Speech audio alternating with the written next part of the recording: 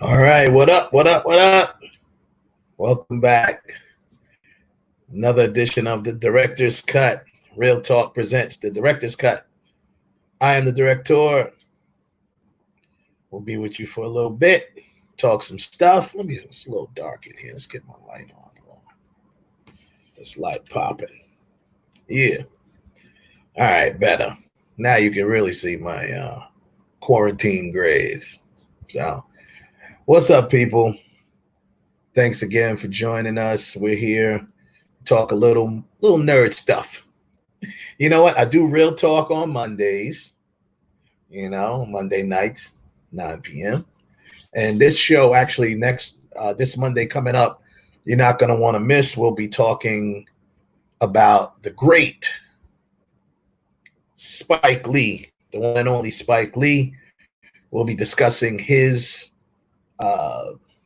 career.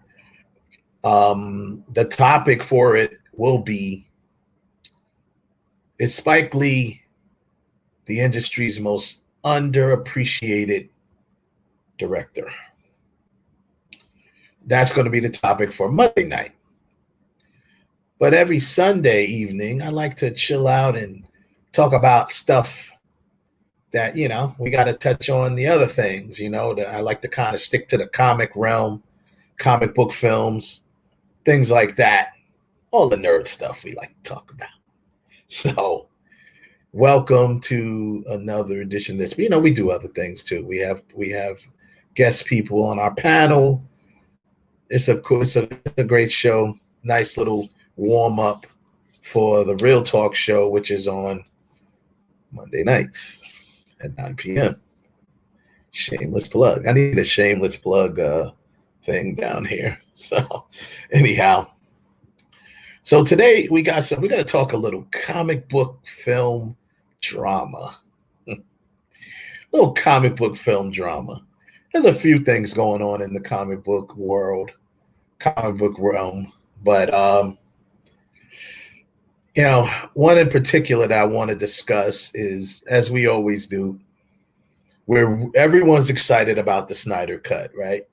We're all excited about, the Zack Snyder cut of Justice League, which will be premiering on HBO Max in 2021. Now that it's official and the Snyder cut is coming, it's here, it's coming out, you're getting a lot of other little things that come out. We previously talked on this show about Jeff Johns and the things that he was doing behind the scenes to kind of sabotage, almost intentionally, allegedly, the whole project. We talked about how Warner Brothers, as Ralph from Real Talk always says, the latte drinking, ankle tattoo having, tight jean wearing executives over at Warner Brothers that don't know a thing about comic books or a thing about, they know about making movies, but they don't know about how to please comic fans and comic movies. They,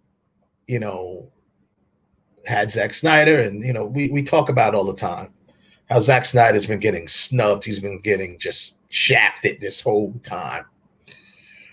So now more drama arises amid the Justice League Zack Snyder cut. More drama. It just keeps coming. So Ray Fisher, who plays Cyborg in the show, he has some things to say, some choice words to say about one Joss Whedon. And speaking of Joss Whedon, who actually declined to comment on his on Ray Fisher's remarks, but he also there's been confirmation from another source that confirmed what Ray Fisher was talking about. And Joss Whedon being a specific way about, on set, being a professional, So that's one thing we'll talk about. It's like the main topic. We also got a few rumors flying around. You got there's rumors of a Zatanna live action film. And as you know, Justice League Dark is supposedly being developed over a series being developed over at HBO Max. So I don't know if they're going to connect those two, but obviously she's part of that team as well. But we all know, a lot of people may know the character as part of the Justice League, period. So, especially from like Justice League Unlimited, you've seen her in there. So we'll talk about that and a couple of things that came across my wire about who you think should play, who should be cast as Zatanna, and also some rumors flying around about the Batman Beyond live action film. That's been flying around for a long time. We figure we'll have a little fun with it and see who do we think. I still haven't really thought of nobody that can play him. It's funny because I don't know. And the last thing, a little nugget I'll throw in there is there's been talks and hints of possibly Kraven being the next villain for the next Spider-Man film, which would make sense because Kraven, is part of the Sinister Six, and we've already seen 2 of the Sinister Six in the first 2 Spider-Man films. So it would only make sense that they do Kraven next. So we'll talk about it. I got my right hand boy, homeboy, my man. He's always with the plan. I don't know. I'm trying to rhyme. I don't know what the hell. But anyway,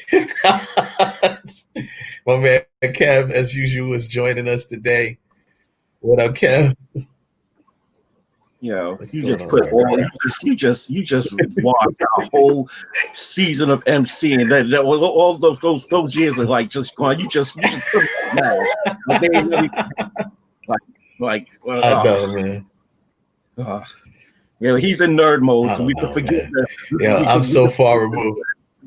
Yeah.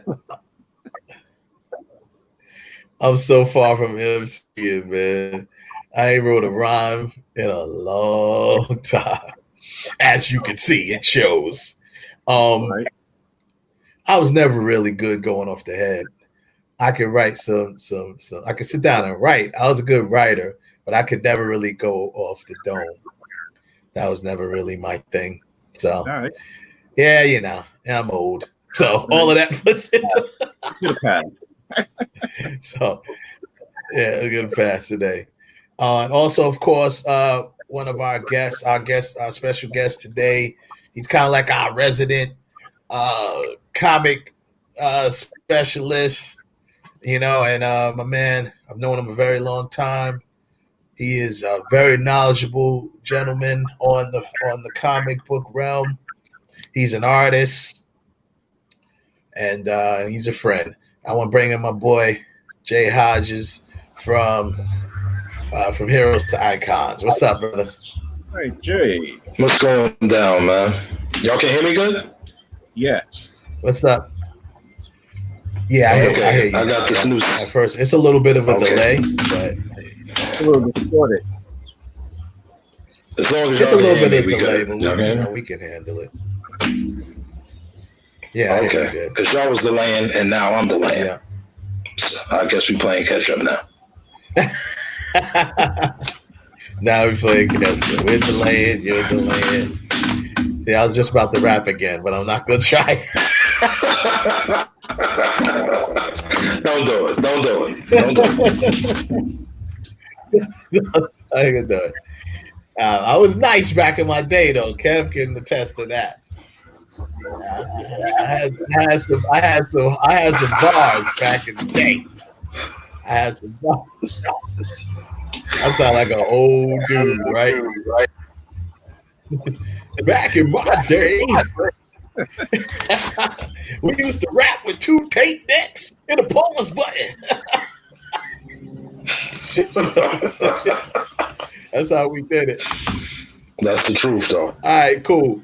So yeah, that's the truth. That's how it was. I made my first. Ironically, I made my first beat using a tape deck and pause button. That's the first. That's the first way I made a beat. I just produced as well. First beat I ever did.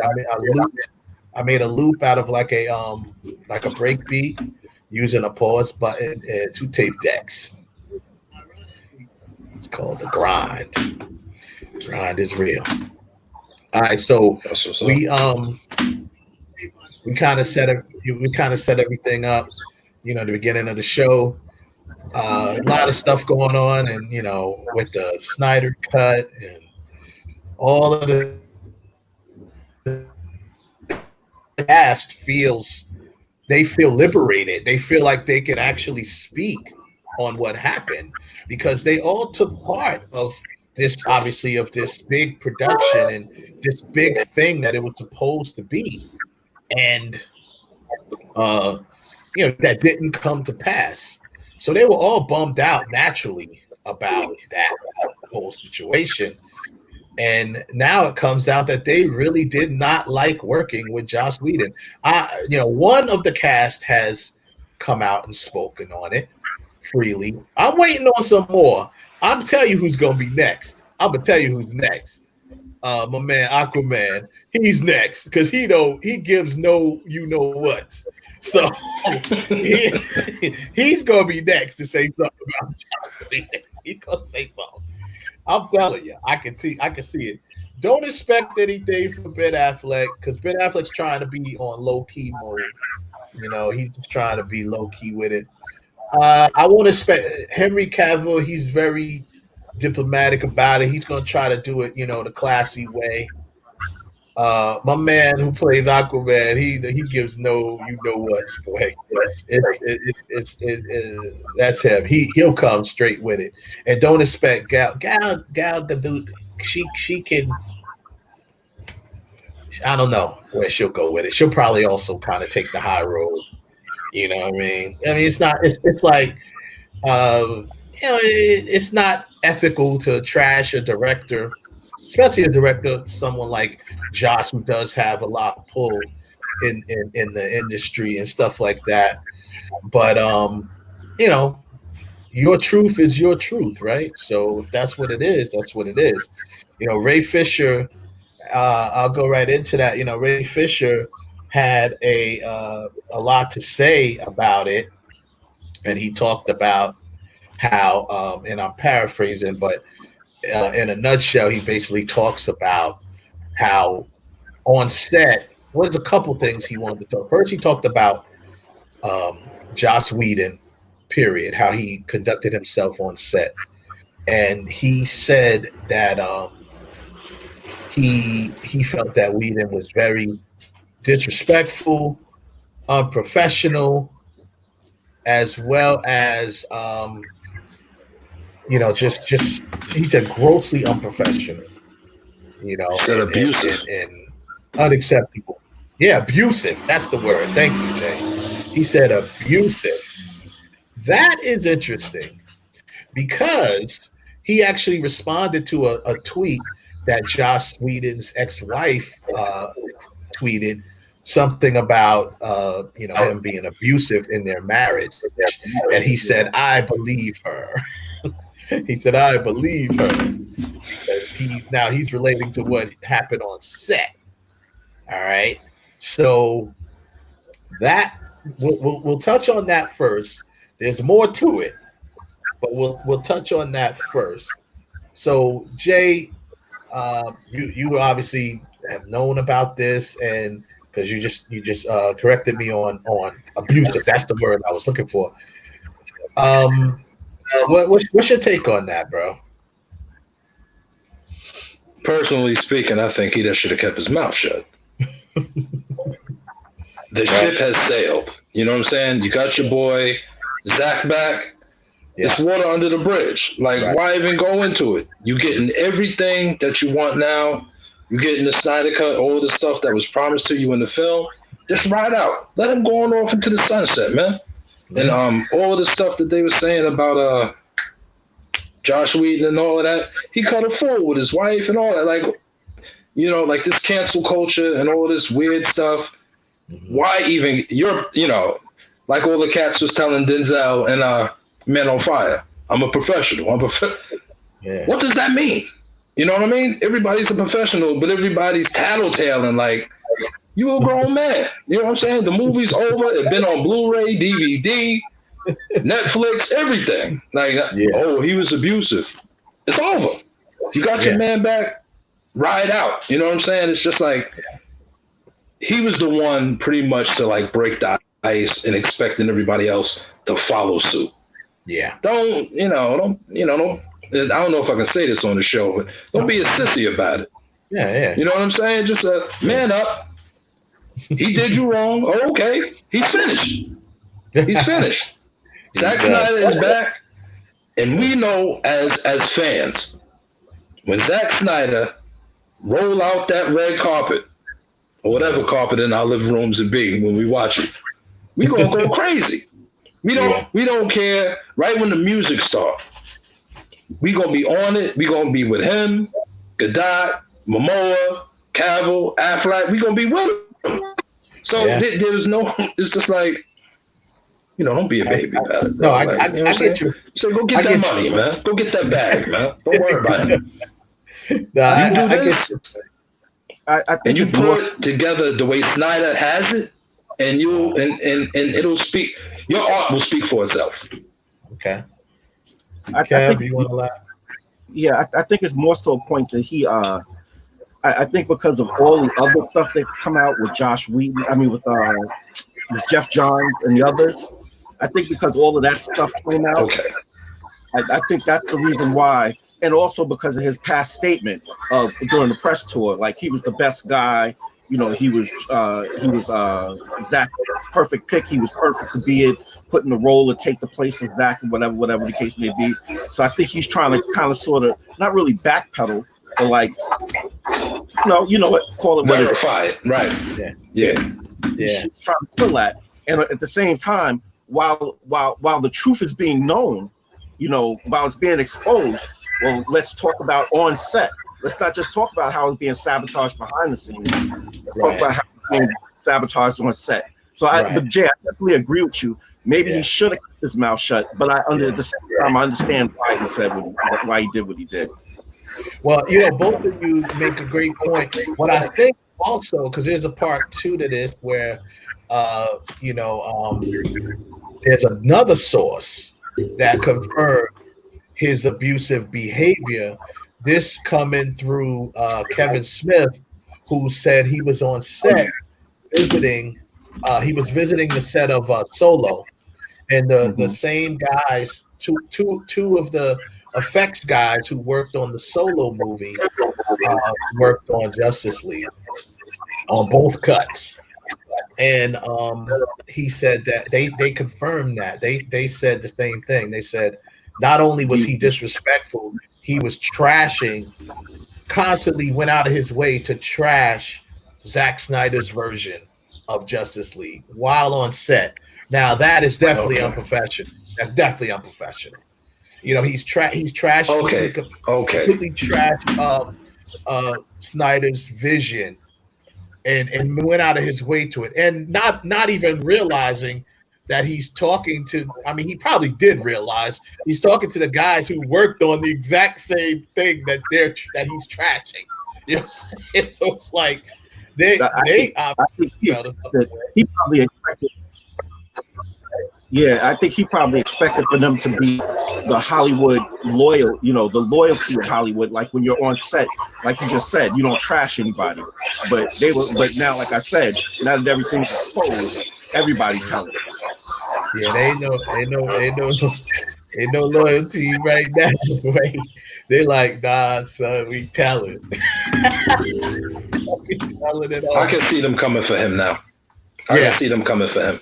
Only because of that. Yeah, that's the part 2 of it that kind of makes me, just what Jay just said, kind of makes me understand why they coming for him now. Because it's like, not only did we have to sit back and take your abuse, like you said, we here with this man who had to leave because of a tragedy in his family, and you trashing his vision and his version of the movie.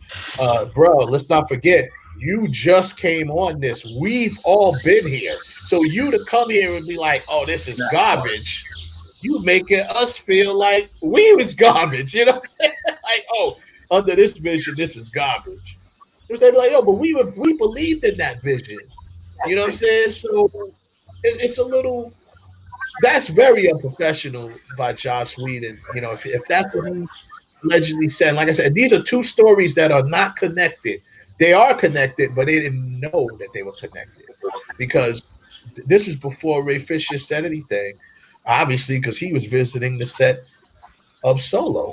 We all know back when Solo was shot. So, I guess Kevin Smith probably just felt, hey, I guess now I'll talk about it because it's relevant. You know what I mean? Because, you know, he does a show as well. Shout out to Kevin Smith, his show, the Fat Man show. And, you know, he does a show. It's relevant. So, hey, I got a little nugget of information that I'm going to bring to the table.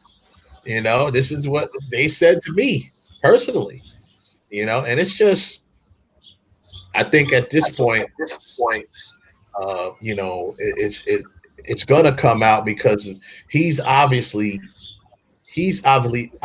affected a lot of people with his actions during this shoot. And although I do agree with you, Jay, yay, we should be happy that it is what it is now. But I guess because of the fact that they're like, hey, they're still trying to defend their boy because he made, you know, the move and said what he said and did what he did. That was just, you know, uncalled for. Even at the time, uncalled for. Same thing with him. Like, you the man now, bro. So why are you sitting here, you know, trashing other people? You the man now. So why are you trashing other people? You know what I mean? Oh, sorry, my bad. Yeah. So, yeah, man. Now, what do you think now, or how do you feel about Jeff Johns going forward? Now, we all know that Jeff Johns has done some great work, especially in animation. What do you think happens with him going forward now? I think I'm not sure, to be honest, because of you know with AT&T acquiring Warner Brothers and stuff, a lot of them. Remember on one show we kind of went down the new pecking order and stuff like. There's a new chain of command now. I'm not sure if Johns is going to be involved because he was kind of, remember Grace from what's that show called? Her show. The trailer. She had kind of confirmed that he was banished. That's the word she used, banished to the DC streaming service sort of thing. But that's not even going to be a thing anymore because of HBO Max. So now the question is, where is there a place for Jeff Johns? Is he just going to write? Because, you know, he is a good writer, you know, so does he fall back into that? Or does he even fit at all into this scheme? Because I believe that, and I believe Henry Cavill has went on record as well as crediting HBO Max for bringing back the Snyder cut. I believe, like we said before, that AT&T and HBO they're trying to right the wrongs that Warner Brothers did by making this happen, bringing back the Snyder cut, bringing Cavill back, and stuff like that. So I'm not sure what's going to happen with Jeff Johns going forward. I think he's not going to be a part of the big picture. He'll be a part of it as a writer, but I think he may have messed himself over as far as production stuff. What do you think, Jay? I think he's back to comic books, and that's it. He need to go back and finish. He messed up so bad. Doomsday Clock was a year late in coming out. Even though it was dope, it was a year late. Okay. Shazam has been late consistently, and the book has been so chopped up. They're about to end it at like 13. He can't even get that job right. Yeah, he's trying to do too much. I think he's definitely bit off more than he can. He's back. He's back to the typewriter, man. He's back to the typewriter. Yeah, I think that's he's back to the typewriter. He's finished as far as movies is concerned. Yeah. I may have to agree with you there, especially after this move with AT&T. It's crazy. Now, one other thing I want to talk about with Ray Fisher, since Ray Fisher is the topic right now, he is he also started talking about, now this is something that I can't really get with him on, but he started talking about the role of Cyborg and what I guess the vision that he originally was given from Zack Snyder, and where the arc of the character, right? So the arc of the character. So he talks about how I think he said, once again, talk about Joss Whedon, that he didn't he wasn't really happy with saying the catchphrase "booyah," and he talked about it being kind of like related to his, he didn't want to play the character as kind of like how it's portrayed in the Teen Titans Go show, like the cool black guy with the catchphrases and the hip sayings. And he felt it was a little stereotypical, and he didn't really want to do it. I guess he just didn't really want to say it. But I believe the booyah was definitely probably added in by Whedon on his cut. I don't know if that was in the original script or not. Now I do know. Now Kahari Payton he voices him for Teen Titans Go. And he does it. He does a great job, for what that is. That's a different type of show. It's shows a little more kiddie, and it's gonna be over the top. That's just the way they play the characters, man. It's gonna be over the top.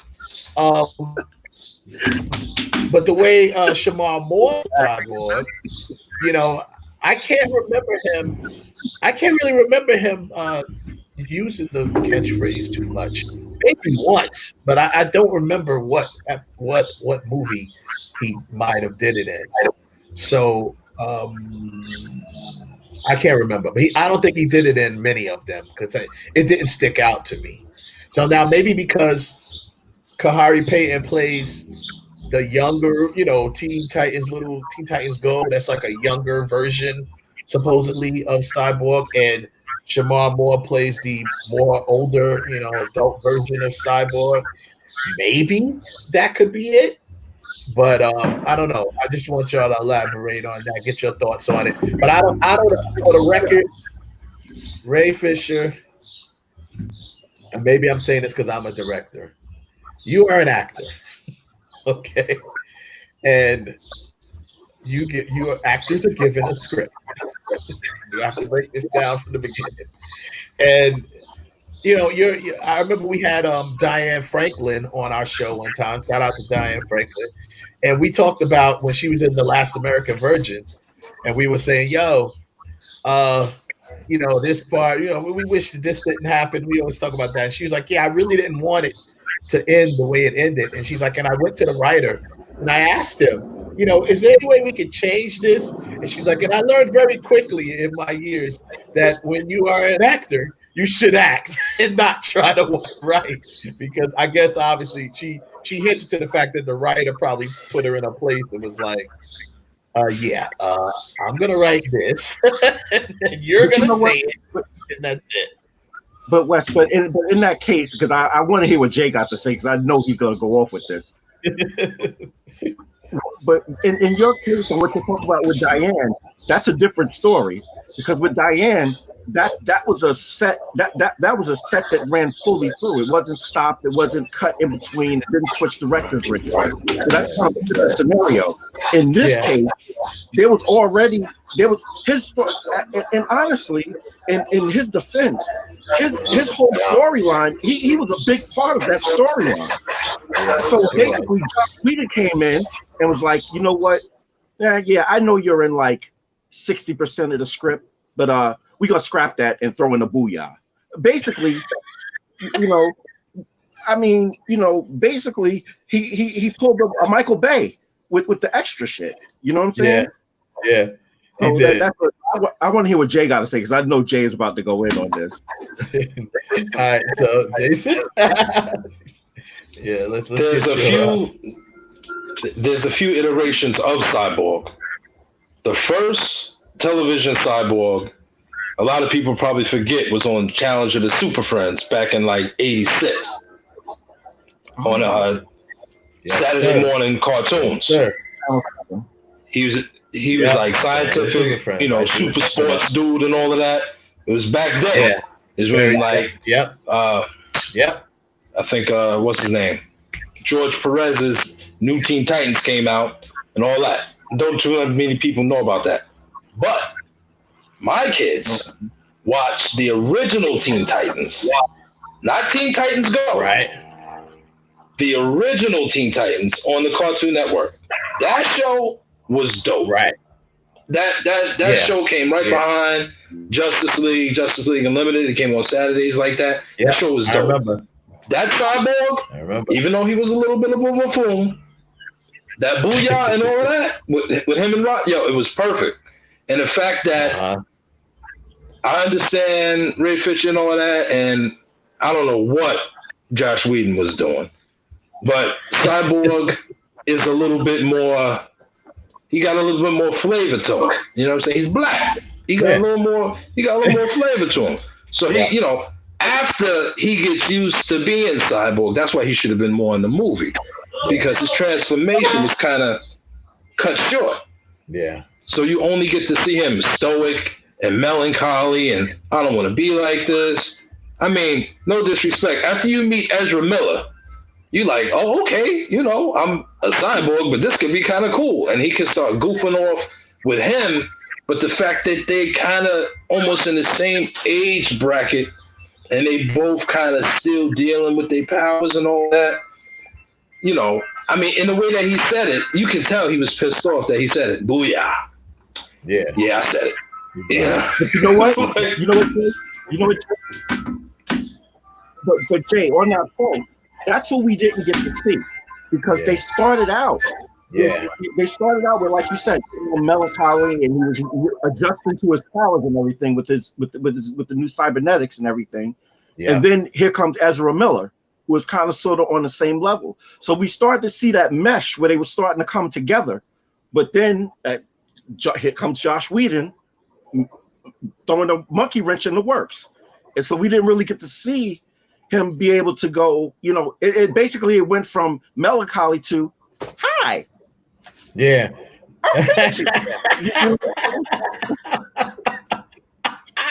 Yeah, but but here's the funny thing.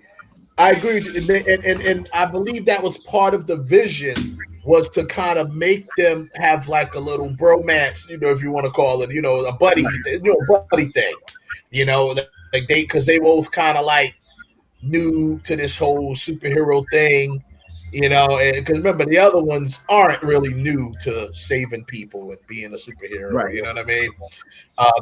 They were more seasoned. The rest of the Justice League, these two, they were new to it. At least the way they wrote Barry, he's new to this. You know what I'm saying? So they had that in common right out the gate.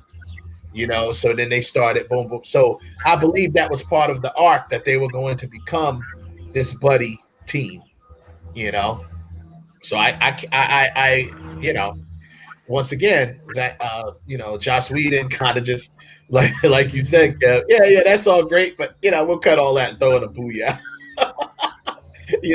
Now I respect Joss Whedon for trying to stayed true to the character, and he has said that catchphrase in the comics. He said it in TV shows. So did I miss it either way? I don't know if I would have missed it, but at the same time, because I'm telling you, like what I've really been, and I'm glad Jay brought up those other versions of him. What I've really been accustomed to lately is the way Shamar Moore voices him in the Justice League movies, where he's a little less. I mean, he's got character though. You know what I mean? He definitely has more character than what you showing there. Oh yeah. He's used to that. Yeah. Everybody's used to that, Cyborg. Yeah. And he's got good character that Shamar Moore brings to him.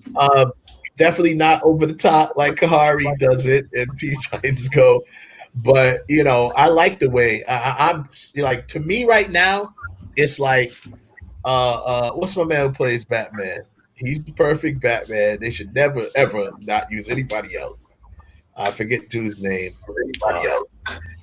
Forget his name right now, but he's the voice of Batman. They should never change that. They got Kevin Conroy? Kevin Conroy, yeah. In the movies, all that stuff. And then you got Rosario Dawson, to me, does the best Wonder Woman, in these movies. I like how she voices Wonder Woman. And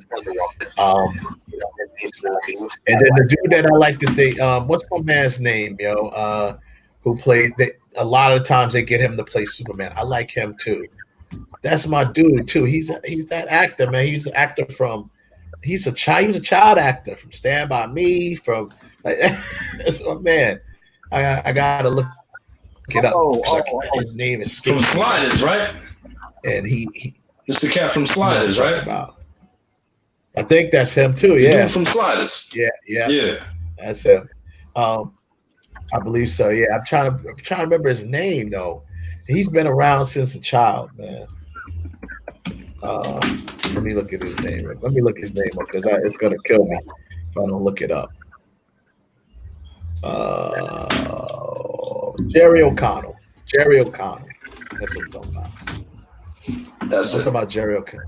Yeah, he. I like how he voices Superman. They have bought Kahari Payton. He does somebody else's voice now on these Justice League movies. I want to say it's or is it Young Justice? Maybe it's the Aquaman that he does. Oh, he does a couple different voices, but no, you know who he does?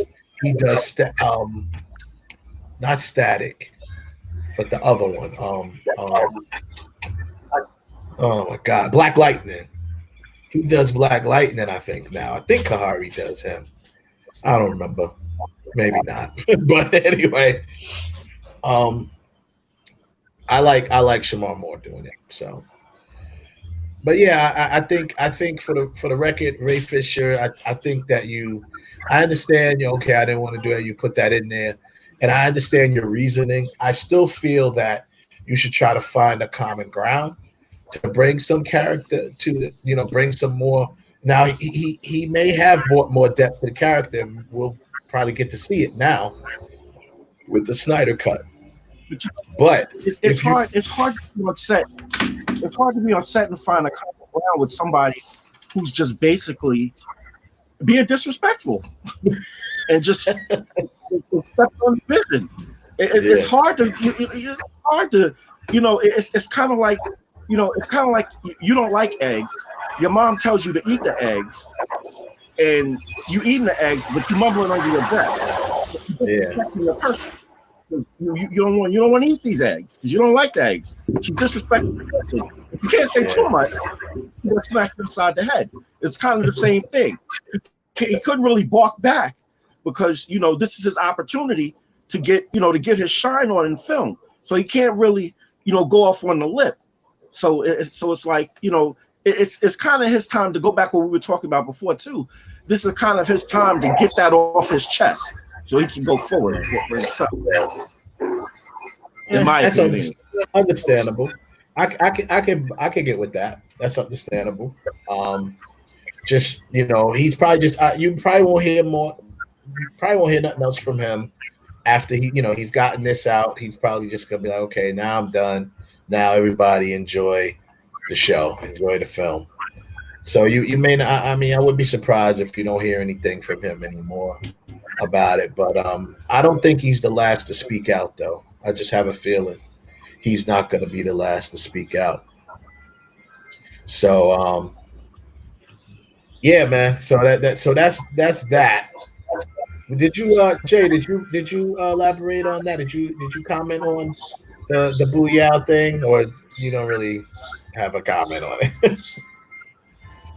No, it's all good because understanding what he didn't really need to say it. If he said it or not, it wouldn't have mattered because the cyborg that the current people know is serious. He's an internet freak. He's hooked up to the internet. He's more scientific in everything that he does and less clownish. You know what I'm saying? And the fact that when he's sitting in the living room and then he brings up boom and he opens up his hands and like he's just going through files. It's like, I know what that is. That was dope. You know what I'm saying? Yeah. That's a little bit more right because it gives like that resident scientist of the Justice League. Okay, now it's Cyborg. Everything that we need with technology done, all type of information, that's on the internet or through aliens, he can do it. So now you have that person. So now you don't need a clown because the Flash is the clown. Interesting point because I think I read somewhere that part of the the Snyder cut is going to reveal that originally it was Cyborg's idea to resurrect Superman, not Batman's. It was Cyborg's idea to use the mother boxes to resurrect Superman and not Batman's idea. Okay. Can I say something since you open that grave? Go ahead. Not the mother boxes. They should have went to the Kryptonian ship. Right. Took his body. Okay. Kal-El is in a sleep or whatever. Right. Take him and shoot him into the sun. Mm-hmm. They shoot him into the sun. Oh. He done came back a beast. Boom! He's not crazy. He's not nothing. Shoot him into the sun. And while they're fighting, what's his name? What's the old dude with the horns? Oh, yeah. While they fighting him, Superman just come back. Boom! Cue the Snyder Superman music.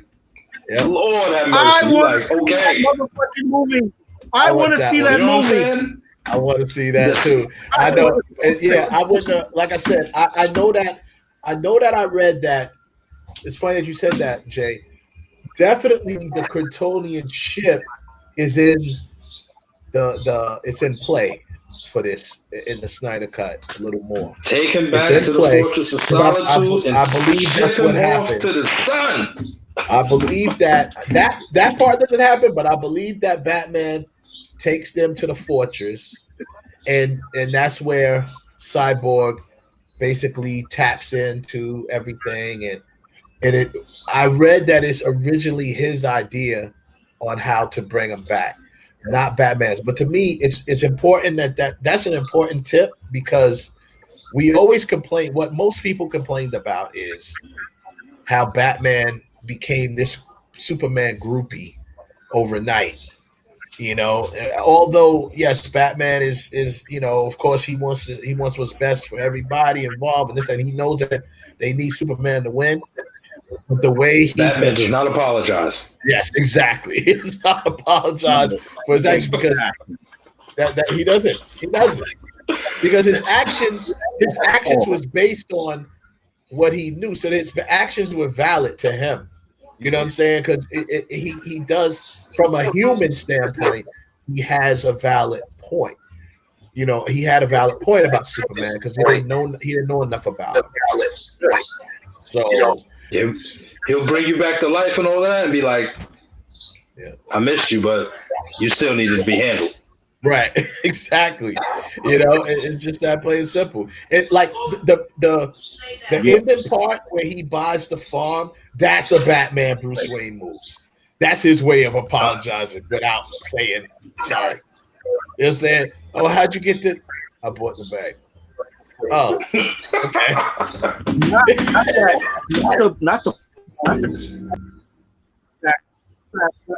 Not they made him. They made him look like he went from hating them. That's my worst enemy to behind the scenes giving them head. Like He's stupid.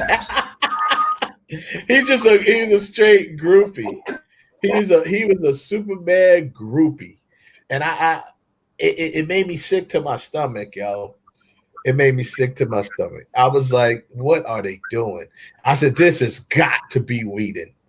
This has got to be Whedon, because I believe Snyder understands the dynamic of that character.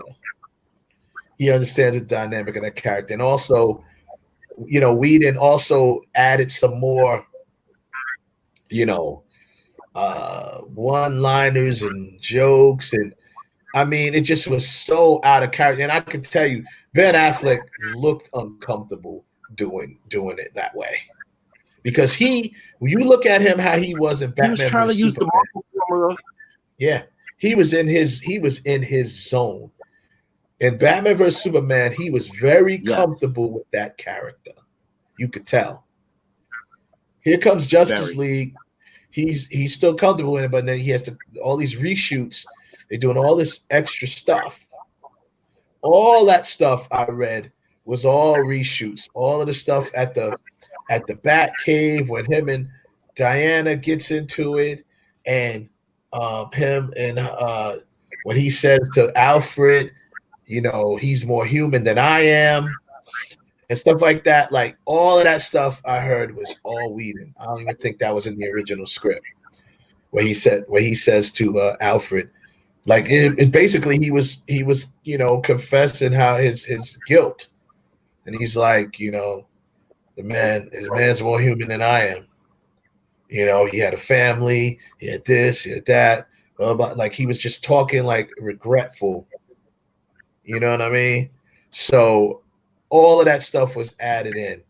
All of that stuff. There's a whole bunch of other things too that was added in that was like joking type stuff. And it's like, first of all, how many jokers you gonna have? Like that's what pissed me off about it. I'm like, yo, you got the Flash. All right. You got Aquaman, who just the way he plays a character, he's sarcastic and stuff like that. Okay, that's fine, which can become funny at times because of the way he is. Nonchalant, whatever. But now you're gonna bring in and have Batman have a couple of one-liners, basically. The whole thing at the end I thought was so corny. About when him and Superman is like, oh no, I'm sorry, I wish I was dead, or something like that. Some stupid line. I thought it was forced. You know what I mean? Because he's like, oh, let's try not to die, and they pull the thing across. He's like, oh yeah, and then they're both laughing, and Cyborg makes his little, they're both laughing, and Wonder Woman's like, oh, I work with children. It's like, what? Like, where did that come from? What? Like that was awkward. That was awkward. Trying to work in his formula from Age of Ultron and from the first Avenger. Yeah. And he's trying to force feed this stuff into a narrative that didn't have that. Yeah. To be honest, and I think we're going to see the Snyder cut. Yeah, I believe that. He that whole thing about I work with children. Oh, children! I work with children. Like where did that come from? Like that line was so forced and so unnecessary. That's a type of line, and all of us are writers, in our own rights, and that's a type of line that you don't just throw in. That has to be built. Like that's something that should have been foreshadowed if that's how she felt. You know what I'm saying? Like before she deliver a line like that, you're supposed to foreshadow, maybe earlier in the movie, like, her looking at them like, really? You know what I'm saying? Or something like that. You just come out of nowhere and be like, oh, children. I work with children. Like, what? Right, like Aquaman arguing with the Flash, arguing with Batman, and she's like, boys now, really? So now you kind of leading up to it. So then when she says it, they're like, she keep riding out back. You know what I'm saying? It makes sense now. It makes sense now, but just to throw that in there, it's like, oh. And I remember very, very vividly when I first saw the movie. I saw it with some friends, my little movie crew down here. We used to go see the movie, and we went to see. But the first time I saw it with them. I saw it the second time, and both times, just that delivery of that line, like that's the best way to describe it, Jay. It felt awkward. It was definitely forced, and it wasn't funny. You know what I mean? Like it was just that whole part wasn't funny to me. It's like, oh, because you're ending it with a little light, quote unquote, humor. You also would have thought when Superman probably would have got the final blow instead of Wonder Woman, but he didn't. Yeah, Wonder Woman took the glory, and like Superman came back to life, and he didn't even get the shine he should have. He should have been like dominating. Yeah, like when he came in, and Steppenwolf went to hit him. I think that he moved out the way. Yeah, I think that was, ain't no saving no civilians. Ain't no helping Cyborg pull the mother box out. He's whipping Steppenwolf, opening the mother box, open the boom tube, and throwing them right through. Like he just should have dominated that. Yeah, it should have been Superman. You get a list of Superman's powers and just let him reign terror. Yeah. Yeah. Personally. I think that was also changed. I think originally he is the one that delivers the final blow. I think they changed it to Wonder Woman. I think Whedon changed that because Whedon, he loves working with female heroes. And she's not Buffy. I know, exactly. So he tried to make that change, and I don't know. Like I said, I can't wait for Snyder, but just on that topic with Ray Fisher,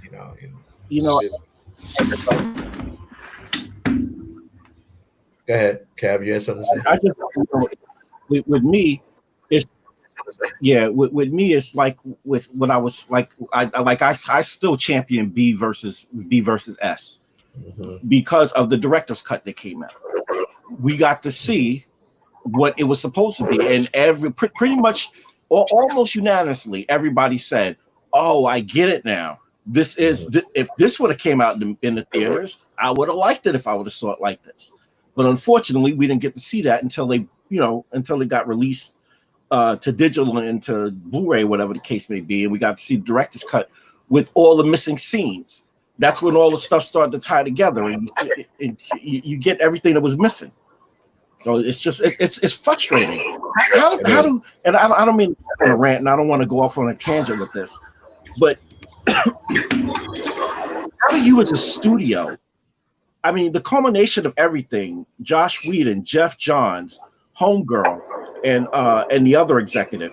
How do you, like, as adults, like that was one of the reasons why I got out of the corporate world and started, became self-employed and just went back to working for myself because I didn't want to deal with the rat race and the politics of being in, the office politics.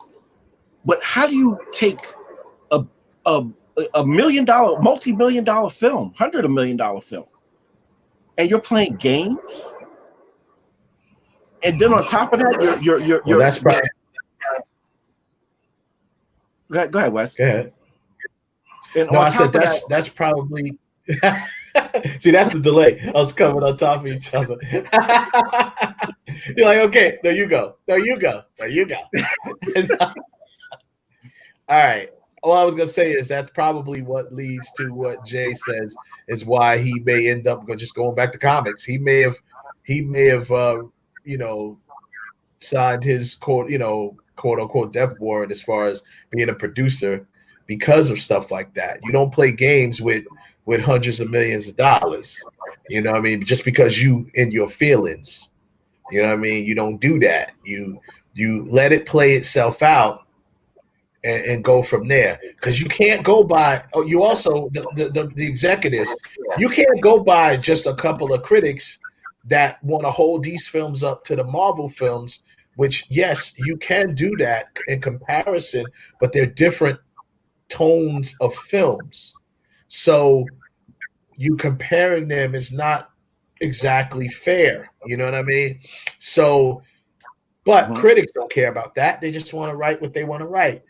And, you know, there's a lot of stuff behind that we talked about in the past, including, you know, and I'm not the first outlet to say that, you know, Disney, you know, that they do it on both sides where they have plants of critics that go in and trash these movies. So you can't listen to that. You know what I'm saying? You got to go and ultimately listen to the fans. Because let's be honest, if the fans were so tired of Zack Snyder, like they tried to make it seem, that the critics tried to make it seem, the executives tried to make it seem, if the fans were so tired of Snyder, why would they make hashtag release the Snyder cut? They just be like, let's just move on. Snyder destroyed this franchise. Let's move forward. That's what they would say. But they're not saying that. We've said for the past whatever years, we want to see the Snyder cut. So, you know, I just think altogether that is, you know, like I said, man, you know, that was the Fisher topic. I want to move on to the other ones real quick. But Ray Fisher, you know, hopefully we won't hear nothing else from you, bro. We'll be back. He's like, I'll be back. So, real quick, so they're talking about the Zatanna, you know, it was rumored it was a Zatanna live action film. Nothing really, you know, solid, concrete yet, blah, blah, blah. But they are, you know, it's talks. It's rumored right now. There is not just a rumor that J.J. Abrams is developing a Justice League Dark series for HBO Max. You know how Warner Brothers in the past, let's see how Warner Brothers is now that they're under AT&T. In the past, Warner Brothers did not connect their television and film world. So if Zatanna pops up on the Justice League Dark series, it's likely if they follow suit, it's likely that she will not be that same actress in the film. They probably want to get a bigger name actress to play her. And the buzz that I've been hearing is Emily Clark. I think Emily Clark. Yeah. That's the buzz I've been hearing, which is not a bad idea. She might be able to rock it, but that's the buzz I've been hearing. There's a couple others. I didn't really think of any. There might be a couple others that would be nice, you know, as her. But I don't know. What are your thoughts on that one, Jay? I don't know. Who is oh, there she is. Oh, Game of Thrones. No. Yeah. No. No. As Zatanna? No. And I mean, I'm talking, I don't have none of the books. But all of my YouTube comic book dudes, they be like, them legs, oh, Zatanna, this and that. They love the Adam Hughes look of Zatanna, the way certain cats portray her. Emily Clark? No. Mm-mm. She don't have it like that. Yeah. You know, that's funny because you know who I thought of, but she might be a little older than for the character who I kind of like, who has nice legs, is oh man, what is her name? Well, she was in the second Now You See Me. And she's also on that show. She was on that show, Masters of Sex. I can't think of her name. And I think she was in that movie with she was in that stupid movie that I hate with Seth Rogen and why I can't think of these names. I think it was called the Interview. That movie, The Interview. You talking about Lizzie Kaplan? Lizzie Kaplan. I like her. She might be a little too old to play Zatanna, but I like her. I like her look. I like her style. She's, she kind of pulled off the whole magic thing in Now You See Me. So I kind of liked her. Perfect. Yeah. Perfect. I liked her. Yeah. All right. Definitely can see her with the top hat. Definitely. You know what I mean? So, I get Emily Clark's a good actor, but you're right, Jay. She doesn't fit the role. You're like, oh, Game of Thrones. No. And that was great. And Emily Clark, she would make a good bad guy of some sort, but she definitely would not be a good Zatanna. And how she's juxtaposed with the different members of Justice League Dark. I just her facial expressions and stuff. I would not want to see her with Constantine. I just like that actress, anybody that plays Constantine. Constantine is a smart mouth. He's nasty. You know what I'm saying? You need somebody that has a darker look to them to be like Alakazam. And he was just like, that doesn't work. You know what I'm saying? Like Emily Clark just doesn't give that vibe. Yeah. She it's the mother of dragons. You know what I mean? Yeah. Yeah. I mean, you're right. But here's the deal. Lizzie Kaplan. That's who I'm campaigning for. I'm with you. I'm campaigning for Lizzie. You got my vote. All right. She can pull that off. And am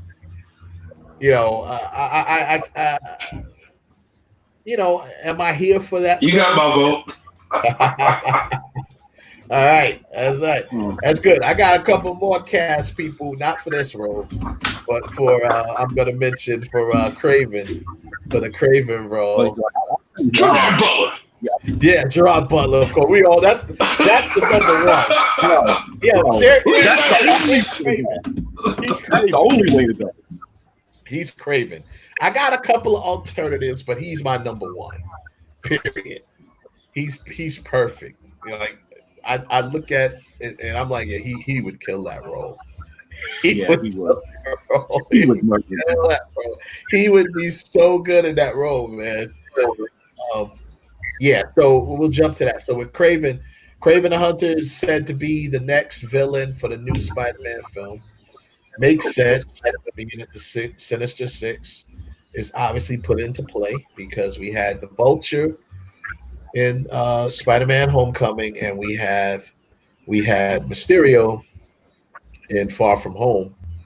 So now the new one, I don't know what it's going to be called. Spider-Man Homeboy. I don't know, but that one. They did have a name for it. Oh God. Home. I want to say Homebound. I think they said Homebound or something like that. What is with them and this home stuff? Why are they going to keep coming with that? Yeah, I don't know. Anyhow, Kraven is said to be the new villain. I think he should be. I've been wanting Kraven for a while. We were saying Gerard Butler is definitely he's definitely the dude. He's definitely the dude to play him. And he still can play him. So I don't know, man. But I do have I do have a couple of more picks, kind of. Now there's been a rumor. So here's the I'm gonna share my screen and put the picture of Kraven up here. Yeah, I've heard that rumor too. With know what? I've heard that rumor.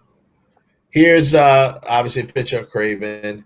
He would have lost too much weight. He lost too much weight on Walking Dead, though. He Yeah. would have to really bulk up for that. Yeah, he would.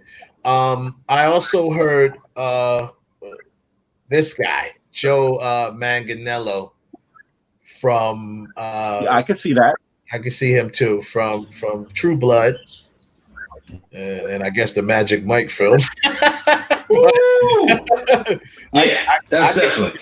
Yeah, he got it. He got my vote. He got it. I definitely. I forgot about Flash Thompson. Yeah, right. Forgot about Flash That's funny Thompson. that a lot of people, including myself, completely forgot that he was in the first series of Spider-Man as Flash Thompson, which is hilarious. That's because you cut up on Al Seed, Wes. You cut up on Al Seed from True Blood, but that's Flash Thompson. That's my man. True Blood. I liked him in True Blood. He was just like he was perfect to play the werewolf dude. You know, I'll see. Yep. And some other person brought up. Well, there's another Kraven pick. There's a couple of Kraven. Now from this Kraven, my man from Sleeping with the Enemy would have been perfect. He's obviously too old now. But from the movie Sleeping with the Enemy, he would have been perfect. That dude was intimidating already. You're right. You're 100% right. And you know who else who could play him? That's not the perfect age too. The guy that plays the dad on The Boys. What's his name? And he played the executioner in Thor Ragnarok. Who is he? Who are we talking about?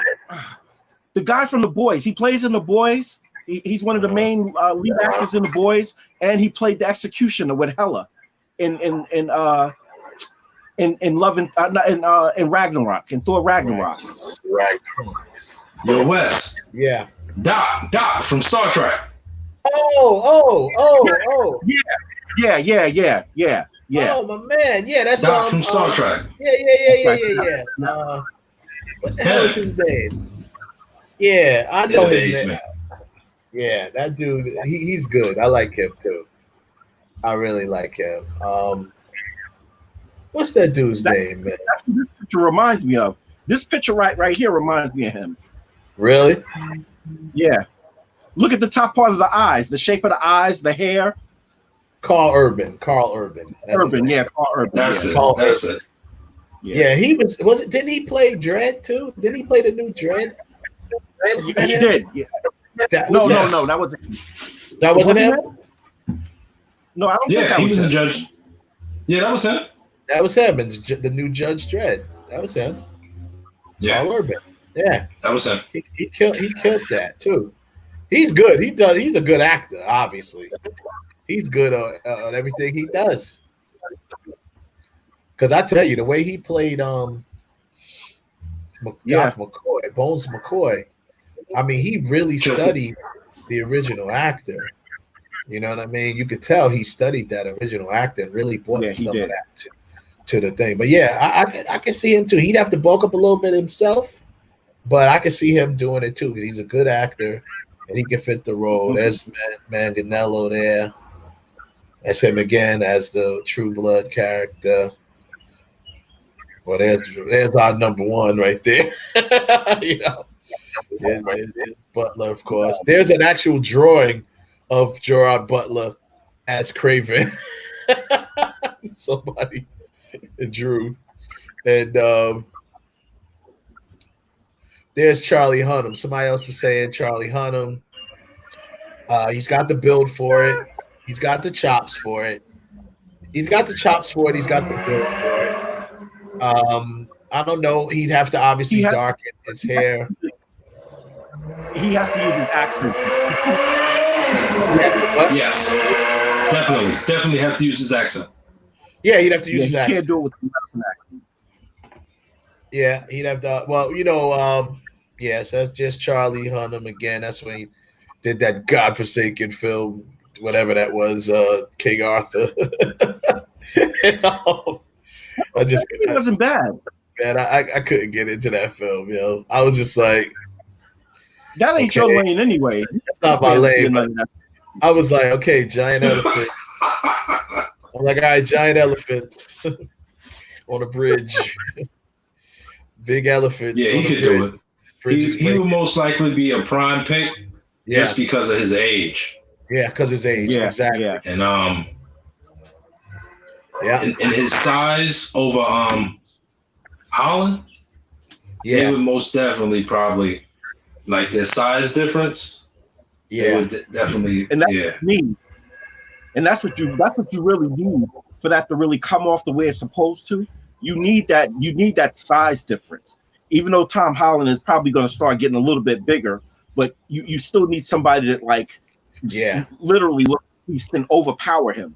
Yeah, to really show that, almost kind of like I have to go here. It's almost like with Tobey Maguire and what's his face is Doc Ock. Like you need that. Kraven's Last Hunt. Yeah. And that's here's another one someone sent me, John Hamm. I just don't think he's tall enough. Oh my God.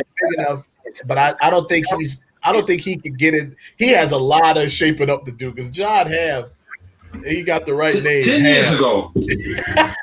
10 years ago. 10 years ago. Yeah. He would have been perfect. But you know what? He can act. You know what? We haven't really seen. Yeah, he can act. And we haven't really seen this people like psycho crazy. Now imagine him. I can see him like completely blacking out and trying to kill Spider-Man.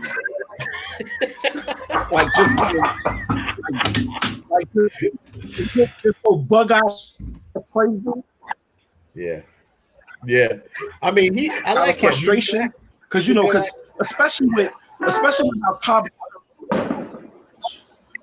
Yeah, especially with like how Tom Holland is like he's not annoying, but he is annoying. Like Spider-Man, like with his quips, he's really annoying. So I could see somebody getting like really frustrated and just trying to like put a manhole cover through his face. Like I would like to see that.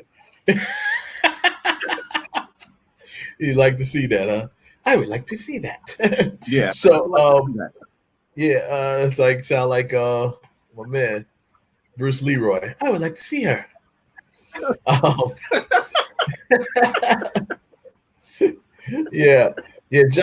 Hamm, I mean, don't get me wrong, I'm not mailing it in. I'm not going crazy if he did get picked for the role, because once again, he matches the, he has the chops for it. He can act. He's got like the height and stuff for it. He just would have to really bulk his body up. He'd have to get it, get himself with that. Him and Negan both would have to bulk up. Yeah. Because they both have the same kind of look. Yeah. They got the same kind of look. Jeffrey Dean. And the age factor, although like what Jay said, Charlie Hunnam would probably be in the front runner because of the age factor, but we all know that Kraven is a certain age anyway. He ages slowly because of this serum or whatever that he takes, or whatever, and he ages slower. So any one of those ages. Now, with you mentioning that, with the serum that he takes, do they have him get that from Wakanda? Does he pick up the flavor? Does he take on the same powers as Black Panther? No. Stop. No. Why does everything have to be connected? Let the white man have his own herb. No. Listen, I feel you. No, he got his herb from that in this day and age chick. of connection. Calypso, right? Calypso hooked him up. Free, you're right. The fine black princess hooked him up in the jungle. Right. You know how they hooked the white man up in the jungle. Hook him up. Yeah, exactly. But not with the purple herb. from Wakanda, man. The heart-shaped what's his name? What's my man that killed Andy Serkis played? Oh yeah, that's he crossed the line. No more. Yeah, no more Agent Wakanda with the pale face. Man. That was that's the what's his name? The Claw. Ulysses Claw. Nah, no more of that, man. And that's why I think there was, talks. I don't know how big it was, but people were talking about, because remember there was rumors of Kraven popping up in Black Panther. You know what I'm saying? In the next Black Panther movie, which I don't, I thought, I'm like, look, just I'm like, just give us Storm and I'm happy. You know what I mean? Like, I don't really care. I think, to see him people is like this. They looking too far. They're like this. Yeah. Put your hand down. You're looking too far. You know what I'm saying? It's getting ridiculous. It is. A lot of, all three of us, we like to talk to comic books and film and all of that. But some of the speculation, they looking so deep. Like, you like Kevin Feige, he looking at the cartoons, he looking at the comics, he looking at the history. You done went too far. You done went way too far. He looking like, okay, A equals B equals C equals D, and I got F lined up. Everybody else be quiet. Yeah. Right. You know what I'm saying? Because I think the next besides Black Widow, for Marvel, the next huge thing is the Eternals. Yeah.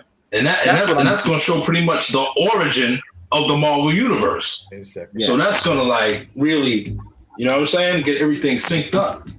People looking too far. Oh, the Black Panther and Namor, you thinking too hard. We need to have some fun. Yeah, and if we can have some fun, let these people put in their work, man. Especially after, Rona and everything. Let them put some work in so we can get something dope. Yeah, for real. I don't think it's a. Well, hopefully. Heck,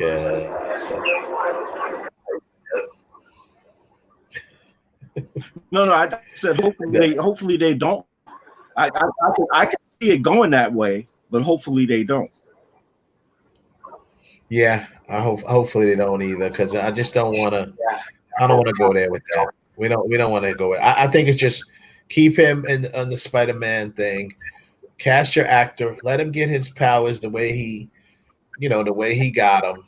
It still makes sense. Because honestly, it'd be I don't know. I just like Jay said, man. Let's that Black Panther power that had been spread around too much already from the first movie. you had my man who came in there and got the heart-shaped herb because he beat Black Panther. So that might be a little overkill to have him in there, but I definitely think any one of those guys that I brought up, with Jared Butler being the front runner in my mind, I think he's still a good enough age, and so he's not too old. And he just got that delivery, that loud man delivery, man, that he could just really make it. 300. That's 300 right there. It's Leonidas. And so Lord have mercy. You don't have to look any further than that. So Leonidas versus Spider-Man, the best. That's the best right there. Yeah, that would be the best. Just walking around kicking him in his chest every 5 minutes. You know what I'm saying? Yeah, that's funny. Yeah, and I would go with that too. And finally, last topic will be the more rumors, of course, because like I said, I'm telling you, this whole thing. I'm not trying to put everything on the Snyder cut, but I'm just saying, there's a fire that's been lit back under the Warner Brothers, projects. You know what I'm saying? So all of these rumors that's been swirling anyway, they're coming out even more now. So now that we've been getting Batman Beyond rumors for years. That person, that being, I haven't been able to think of Haven't been able to think of someone to play that role, but so Batman Beyond is. Let me see it. I was reading it here, where they have. Let's see. That's Josh Whedon's ass. Oh yeah. Okay. So right now they said the rumor. Now it's a rumor is doing its rounds online, which suggests that the live action Batman Beyond movie is in effect. It's in development, active development. They said at Warner Brothers, and this doesn't come from what does it say here? It doesn't come from the trades. Of course, in it, right? Actually, it should be taken with a grain of salt, whatever they say. But it is in active, quote unquote, development. My question is, I'll just ask the question. I know my answer to it, but do we want to see a Batman Beyond movie? Is it feasible to do one now?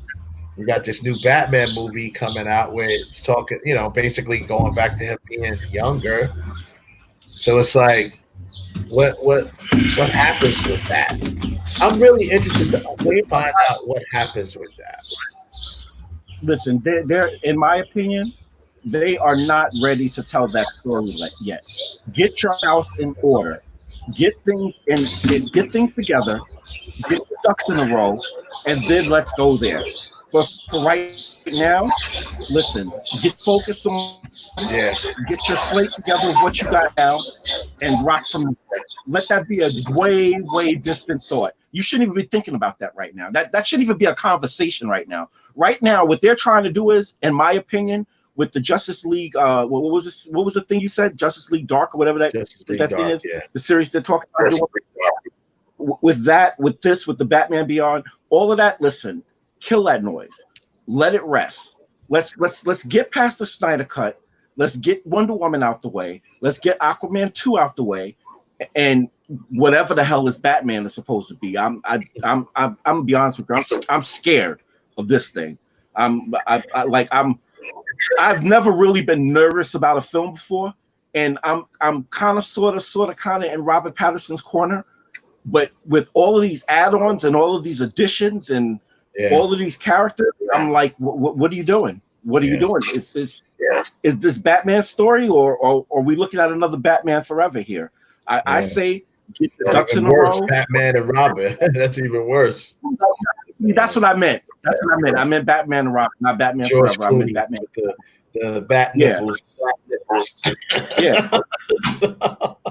Yeah. I mean, listen, they already took the two guns. You got the two guns making the bat. Anyway, I say no.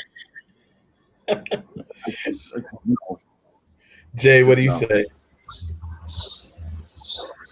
I'll say this. If they're going to make a Batman movie, make Batman Beyond and leave the other stuff in the trash. I don't mean no disrespect to the man. Everybody got they trying to do their job or whatever. I don't want to see that James Patterson. I don't want to see it. I don't like the Batmobile. I don't like his outfit. I don't like the stuntman. I don't like nothing about it. It's whack. You know what I'm saying? They should have stuck with Ben Affleck. If you're gonna do something and you even thinking about Batman Beyond, you should have stuck with Ben Affleck because he halfway there. Yeah. You know what I mean? And then you give him his own movie. You give Ben Affleck his own real Detective Comics, kick you in your face, drop you off a building, Batman. Yeah. And while he roaming around, he making new gadgets and he doing this and that. And he'll walk past and you see the Batman Beyond outfit in one of the glass cages. He just walked past it, boom. And you're like, oh, it's the Batman Beyond joint. He ain't tried out or nothing. It's sitting there waiting. It ain't finished yet. That's the prototype. You know what I mean? But like he said, man, you gotta get their house in order first, man. These guys all over the place. Batman and Superman is like the biggest WB franchises that they have considering superheroes. Yeah. And they like, just let Zack Snyder finish doing what he, let him finish what he started. Yeah, I agree. You know that Batman and Batman versus Superman, he set the statue high, man. Like, oh my goodness, he was a beast. Like, he was like, I don't know about no other Batman besides this, man. Like, wow. Like, okay. He's smart. He got 500 weapons. He cares. Yep. Superman ripped his doors off his Lambo. He was like, what? What you gonna do? What you gonna do? I got 50 of these at the house. I can't. You're like, okay. This is Batman right here. He like, I'm gonna find a way. And like the way, oh man, I just said too much. But nah, Batman Beyond, we definitely want to see it. But that's like, I hate to say it. How old is Josh? 8? That's 10 years in the future. Batman Beyond is 10 years away in movie time, I guess. You know what I mean? They gotta, we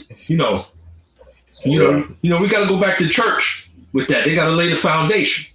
Yeah. They gotta lay the foundation. Give Ben Affleck his movie and lay the foundation for that. That would be because so awesome. One Robin is dead already in the continuity that we know. Give Ben Affleck another movie and let that supposed Robin that be dead be Jason Todd. In the second movie, boom, bring Jason Todd in, and then he get his little Robin, Tim Drake in the next one, and then you almost be halfway ready to see him retire in the third movie, and I would do like Hush or something like that, so it'd be a real detective story, and then I would call it Batman Gotham Knights with a K, and I would have everybody in it, yo. It would be like a 3.5 hour film. It would be fire, man. But oh man, Wes, I got too many ideas. I know. No, you're right. Yo, that's exact. Are you listening? Warner Brothers, are you listening? He just laid it all out for you. He laid the whole thing out for you. Just laid the whole thing out for you. But then again, Warner Brothers never listens because Zack Snyder laid the whole Justice League foundation out to him. They didn't listen. If they would listen to Zack Snyder, we'd have been looking at the Legion of Doom by now. You know what I'm saying? Yeah. We'd have been seeing the Legion of Doom by now had they followed the original plan. You know what I'm saying? Or at least we'd have been looking at it. They'd have been talking about casting them. They'd have been talking about the different characters. Maybe another character would have popped up in the next Justice League movie. Or maybe by the time that third one comes to a head. Because you figure, when did Justice League come out? In 2017? 2016? Yeah. Mm-hmm. It was a while ago. Yeah, like 2016. Something like that. 2017 it was? Yeah, 2017. Okay, so by now, 3 years ago. So by now, we would have had at least the part 2.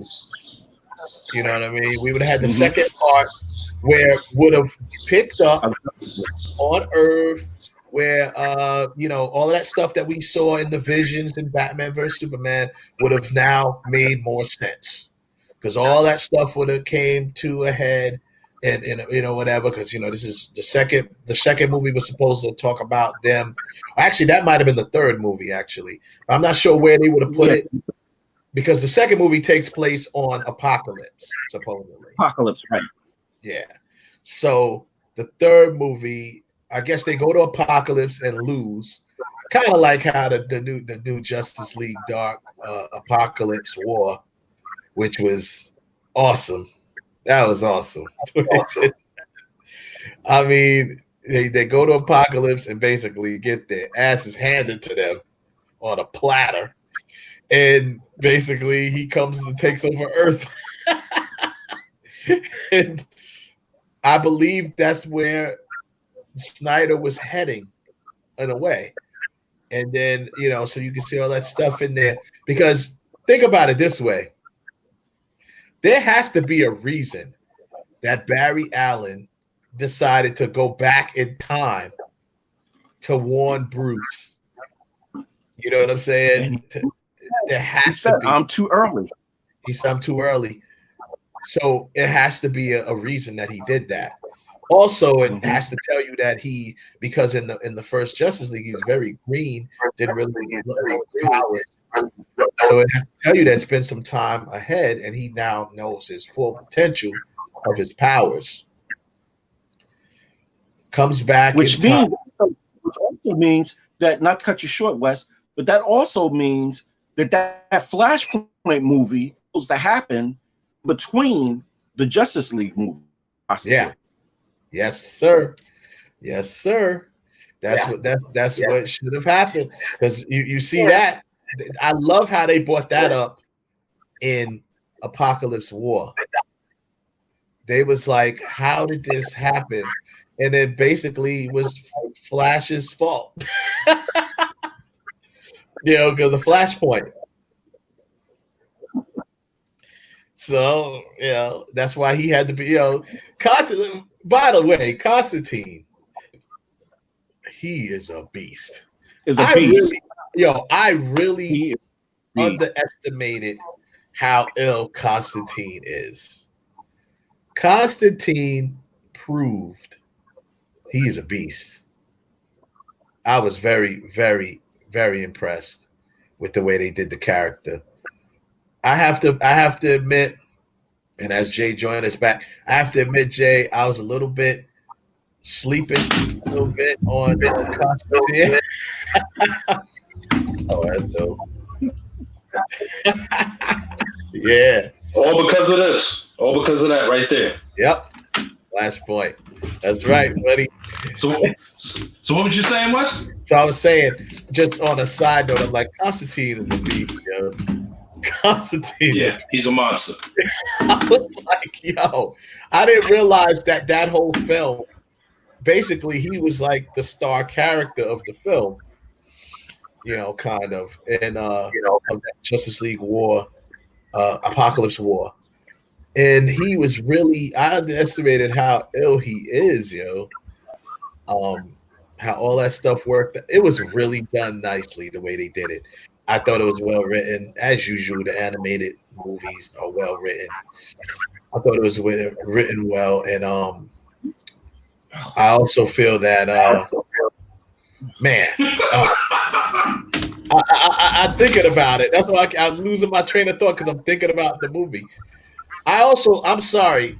That's one transition that needs to make a transition from the TV show to the movies, and that's the dude who plays Constantine. I think he is dope. I love that they let him voice the character as well in the animated film. I thought that was cool. They need to just go ahead and make it full circle and let him play the character in the movie. You know what I'm saying? If they did the movie and he was in it. So that, like you said, Kev, that right. Flashpoint would have to have been between those. So Warner Brothers don't listen to them, but they want to do Flashpoint. So let's see where it goes, man. We'll see where it goes. Before we go on that Batman Beyond's note, I agree with both of you. But do you have anybody, just for fun, anybody in mind that you think? So Ben Affleck, we agree that Ben Affleck should play the old Bruce Wayne in the film. Yeah, they need to bring him back. Yeah.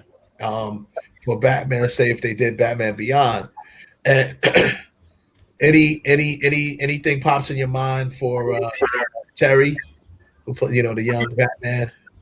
Nope. Let's get there. Nope. I'm literally, for me, I'm literally at the point right now with Warner Brothers and DC. Get your house in order, and then we can fan cast. I don't even want a fan cast because I don't even want to get disappointed. Yeah, it's true. See a movie that probably won't even happen. Let's get the house in order. Awesome. Jay, anybody come to mind or no? Nah, nobody comes to mind, to tell you the truth. I know. Because it's like, I don't mean no disrespect to these young cats out here, but they can't cut it right now. They ain't got what it takes. You need somebody that has the same attitude as Ben Affleck at 80 years old, but like a young, nasty version of Ben Affleck. And actor-wise, that chemistry that they have to have. Like, he don't know that's his father. Yeah. But they argue like a father and a son. And whoever plays Terry McGinnis, yeah. I mean, we don't care about Commissioner Gordon, Barbara, who's the villain. We don't care about none of that. In the casting call, you have Ben Affleck sitting in the chair. Yeah. And whoever's reading the lines, if they don't mesh, you'd be like, yo, you know what? Give the producers back their money. We ain't ready. Well, I'm gonna have a little fun before we get off, and I'm just gonna say, because I do agree that this film is at least 5 to 10 years down the road, but I think I have someone in mind who might be casted, because it'd be a nice growing up, coming of age film for him, and that's Finn Wolfhard from Stranger Things. I think he's got the chops to do it. No! Oh my God! He's like, no. I think he got the chops to do it. He could be dark, man. I've seen him. He can be dark. Yeah, but can he be a man? Well, I mean, he's got to grow up. That's what I said. That's great. Wow. I said, you couldn't pick nobody else? No, I said we're talking 5 to 10 years away. He looked like the dude that played Batman now. What's his name? He looked like Twilight. And he gonna grow up to be Twilight.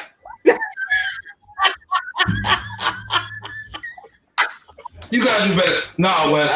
Nah. We not leaving the stream until you pick somebody else, man. We not leaving the stream until you pick somebody else. Come on, man. Nah, Let's man. See. I can't think about it. Yo, he said that. I'm talking about that 50 money. My dude. I'm talking my dude from the the Kingsman. If you gonna pick somebody, the cat that played the Kingsman, that was in that new him. Okay. Oh, the guy. Dye his hair black. Yeah, he have to dye his hair black. Yeah. Think about the Kingsman, yo. Yeah. I can see that. I can see that. Because how old is Terry by the time he meets Batman? 19. Like 19. Yeah, that's what I was thinking, along the lines of picking somebody young, but pushing it forward age-wise. That's all I was saying. So, yo, you know they got these 30-year-olds playing 18-year-olds, man. I know. That's true. This is true. Don't matter. They be 40 years old playing high school student. Yeah, like I'm gonna be real with you. I'm gonna keep it a buck with you. Listen, I'm tired of teens. I'm dead ass tired. I don't want to see no more. I don't want to see no more teens. Dead ass tired of teens. That's why Andrew Garfield was the best Spider-Man. Yeah. I like. Thank you. Yeah, I love Garfield. Thank you. What about him? Do you think he can play Terry? No. Look up Taron Egerton. Look up this Kingsman dude, yo. I know what you're talking about. He just have to go. They grooming him for Terry right now, man. And he's a good actor. He can hang with Ben Affleck. And I think I like it. I mean, also you need somebody that's gonna go under Ben Affleck's wing. That's not gonna cut a fool. Oh, I think we should do it this way. No. Did you see the town? Did you see the accountant? Follow Zack Snyder and follow Ben Affleck. We want to tell a movie that's not only engaging but action-packed, emotional. You know what I'm saying? Psychological type. Yo, all you have to say was the accountant. All you have to say was the accountant. That says it all right there. It says it all right there. It says it all right there. I totally agree. Yeah. Now pick somebody else. What? My formula was trying to pick a young person who's young now, that's not ready now for the role, but could become ready because they're a good actor as a child. That was my formula. That's what I'm saying. Someone who's already a good actor as a child that can become, ready for the role when he grows up, or when he or she in this case. But I'm just saying, I was looking at it that way. It's just like, in this climate, you never know. You saw old girl play Hit Girl. You just knew she was going to be a good actress getting older. When you saw Saoirse Ronan play Hannah, you knew she was going to be a good actress being, growing up. Even when you saw old girl in The Professional, Natalie Portman, you knew she was going to be she blew up. She blew up. She blew up. I was just kind of looking at it that way. But yeah, he's got a whole little emo look going on right now. But you'd have to harden him up, smack him in the face. But he like 6'1" already. Like, how much more growing he got? Even if you give him 10 years, no bueno. He ain't even eat enough cornflakes yet. He ain't even get his Come on, man. Nah. Yo, we get some people in their 20s, man. I'm serious, man. 10 years, he'll be in his 20s. That's what I'm saying. He'll be in his 20s in 10 years. I don't know, man. If we all agree that this film is at least 5 to 10 years off, right? Then we can't pick somebody who's already in their 30s. That's what I'm saying. We have to pick an actor that's like a kid now, like a young guy. And somebody that can grow into. You know who would have been pretty good too is what's his face that played Kylo Ren. He probably would have been a good choice for that. When he was younger, maybe. He's got the darkness and all of that. He ain't handsome enough. Right. Yeah. You gotta be able to stand next to Affleck. Yeah. Oh damn! I don't know. You need something to reflect Affleck. Even when you gray Affleck's hair and give him the wrinkles, you know how they age him up. Yeah. Like when he come in there and be like, "What do you want?" You know what I mean? He got, like Ben Affleck look at him like, "You ain't nothing but a little shrimp version of me, man." Like, put the suit on and get out there. Yeah, that's true. You're right. I mean, even on the TV shows that we watch right now, there's nobody. Yeah, I can't think of nobody. It's very difficult because ain't no youngins, that you can see coming up that has any fire about them. You know what I mean? Everybody on all the TV shows and everything they old already. You know what I mean? Let's before we go, let's go to the internet and see what some people may, people always throw stuff out. Let's see what they got to say. You know what? Over here, there's one of you guys you could probably pick from either Legacy, The Order, the Spanish guy from The Order, but he's a little bit too dark. Never mind. Here's Robbie Amell. Somebody chose from he's more of he was from the TV shows. That looks like Robbie Amell to me. Or what about and his brother is the one who plays Arrow. They got him. Who else is someone big here? Just go through some. See what these people are. Oh, who's this dude? Somebody put this kid from Teen Wolf. Okay, yeah, that's Robbie Amell, right? Isn't that Robbie Amell? Wasn't he in Teen Wolf? Nah, that kid. Nah, that's not.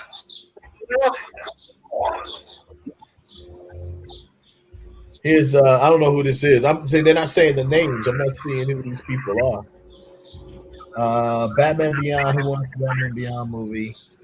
And some people trying to put. I think his name is Cody Christian. Okay. I think he is. I think that's From Cody Christian, I believe. Yeah. Yeah, there's a lot of people throwing cats out there. They got some. I mean, some of these TV dudes they have they got the look and the grittiness and stuff like that, and then some of these TV He's a good dudes, actor. but, I hated him in Teen Wolf. I hated I him mean, in we Teen still Wolf. He's a good actor. No, we don't want Roy Harper. The Teen Wolf guy? No. Nah, that right there, that's No, Roy Harper from Arrow. We don't want him. Yeah, we want No. That's the other dude from Stranger Things. Got a lot of emo cats around here trying to be superheroes. I know. A lot of emo cats. There's who's that? Is that my man Jensen? As of right now, Cody Christensen. Cody Christian gets the. Yeah, Cody Christian. Cody Christian seems like he gets the vote. He's the closest. He's the closest out of any of them.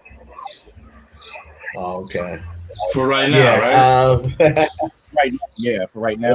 I guess that's what we'll go with.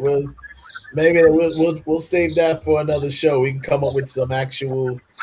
Try to go through some of these youngins. For real, I want to go through some of these young actors, man, and see who's coming up. Cause I ain't gonna lie, I haven't really been keeping up with these youngsters. Most of them are on TV. They're not in films really yet. So that's a whole nother story. So we'll see. But anywho, that's what's up. We're gonna come down to the end of the show. But all in all, I think we all can agree that we're not ready for a Batman Beyond yet. I'll tell you one thing. On another note, the guy who they cast as Dick Grayson in Titans, I like him. I like that dude. I like how he was, how he's doing his thing in Titans. I think that's him right there. I don't know if that's him, but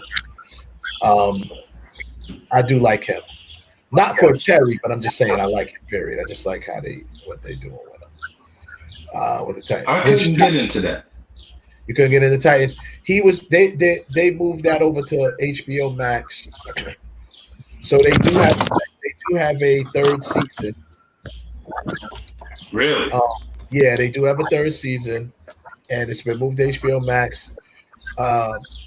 And my girl Anna Jock, who's always been my pick, my front runner for Storm. Because I just she's African, she's got that nice dark skin, and she's a pretty good actor actually. I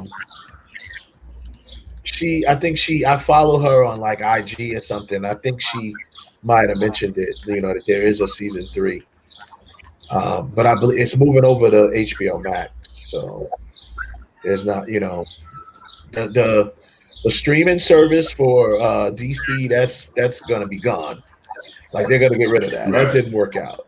So they're gonna pray for me, man. I never watched that show. I watched a couple of episodes and I was like, nah, I don't like it. I watched a couple of episodes and I was like, nah.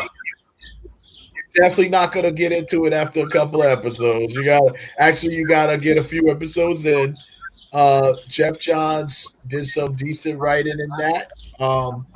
And season 2 to me was even better because they introduced Connor Kent in season 2, which was pretty cool. And he's tearing shit up. So I thought that was pretty cool that they did. Plus, in that season, as it goes on, I think in season 1, you get to see what's the name is in there, right? Wonder Girl's in it. I think that's pretty much all you see going forward. You see like Wonder Girl, and then by the time season 2 comes in, you see a little bit of Aqualad, and you definitely get Connor Kent. So not bad. I just think they kind of set themselves up for failure. Number one, the Beast Boy character is like, come on, son, you ain't got the budget for this character. You know what I'm saying?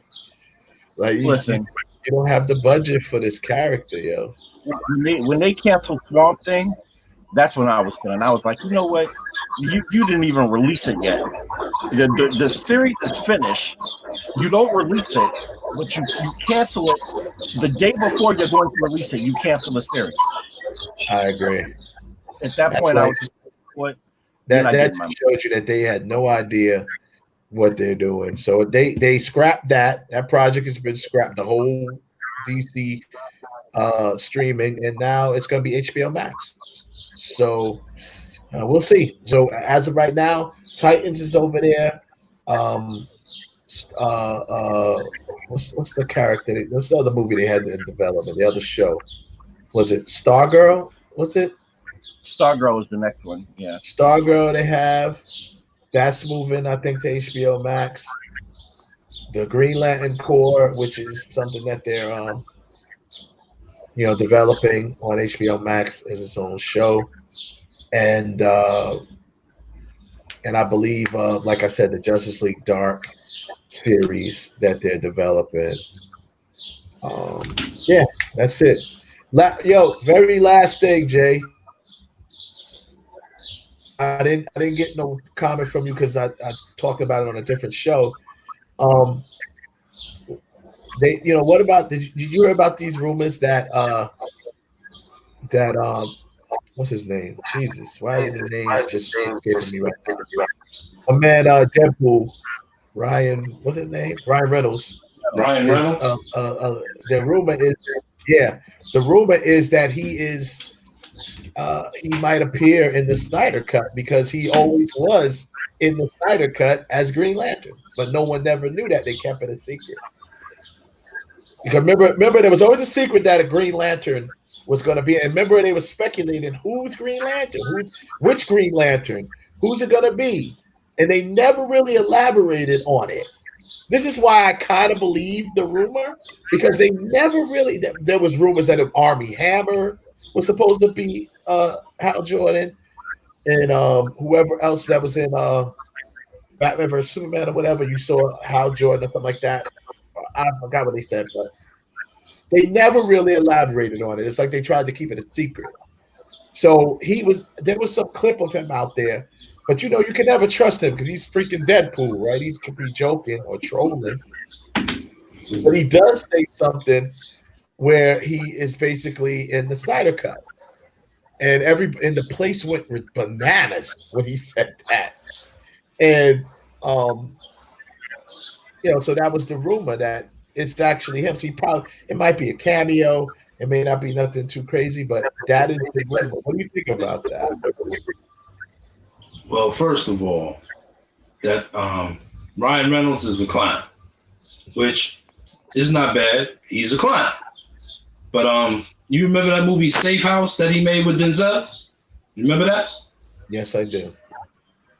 Okay. Now, if he's gonna be the Green Lantern and he gonna act like he acting Safe House, I'll take him. Right. If he's gonna be acting like Deadpool or the Green Lantern that he was in the other movie, no bueno. Yeah, I agree. Well, what did he play? What was the character that he played in Blade?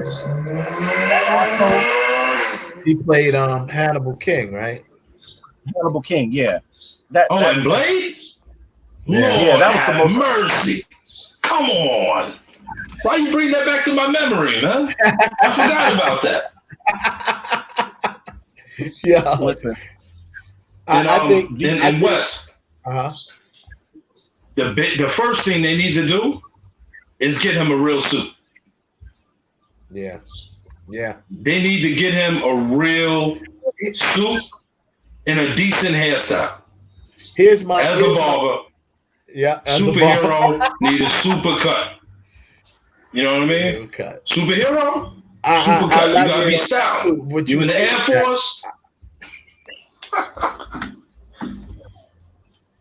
I treat him as just like how I felt with Ben Affleck. If Ryan Reynolds, because Ryan Reynolds gets it, right? If you let him have some capacity of creativity in it, I believe he'll want to get it right. I believe he can redeem that role just like he redeemed Deadpool, because we know the crap that because he had no control over the Deadpool he played in X-Men Origins. That track. But when he came back in Deadpool, he had control of it and had input, creative input. I believe that if they give him a little bit of input, especially since he's trashed the role and stuff like that, if they gave him a little bit of input, I believe he would do the role justice. And I believe he would not. I mean, if he don't fall into that trap, I don't believe he would play it like he plays Deadpool. No, you know what, Wes? There's one thing that he needs to do, and we've been and me, you, everybody have been throwing this cat under the bus. Jeff Johns. Anybody. I'm talking for this movie, the Green Lantern Corps TV show, anything Green Lantern related. You're gonna play that? You need to read the Jeff Johns run of Green Lantern. That's true. That's true. Fire. Yeah. It is ridiculous. Like, read that. If Ryan Reynolds can read maybe the first 2 trade paperbacks of that, I'd be like, now play Green Lantern how you want. But here's the problem. Here's the problem. They ain't gonna allow none of that shit on set. I don't care how good it is. Jeff Johns is bad. He's he just for prepping. No. I get it. But they gonna do him like how what's his face was saying no comic books on set. Oh, what the hell is his name from X-Men? The director from X-Men. Singer? Oh no. Yeah, Singer. Brian Singer said that? Yeah, Singer was like they had Kevin Feige. You see what he Kevin did? Feige had to sneak Hugh Jackman Wolverine comics on set. So Wolverine, so he could understand the character of Wolverine, because they wouldn't allow any comics on set. They didn't want no comics on set. And that's, I'm glad you brought that up, Kev. That's the perfect example of right versus wrong. Kevin Feige, who was under that umbrella, who always wanted to use the source material.